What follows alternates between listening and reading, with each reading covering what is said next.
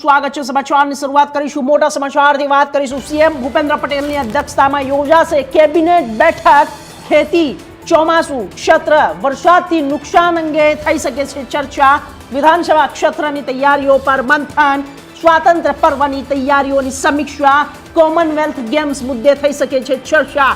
વિસ્તારથી માહિતી જણાવી દઈએ મુખ્યમંત્રીની અધ્યક્ષતામાં આજે સ્વર્ણિમ સંકુલ 1 ખાતે કેબિનેટ બેઠકનું આયોજન કરવામાં આવશે આ બેઠકમાં રાજ્યની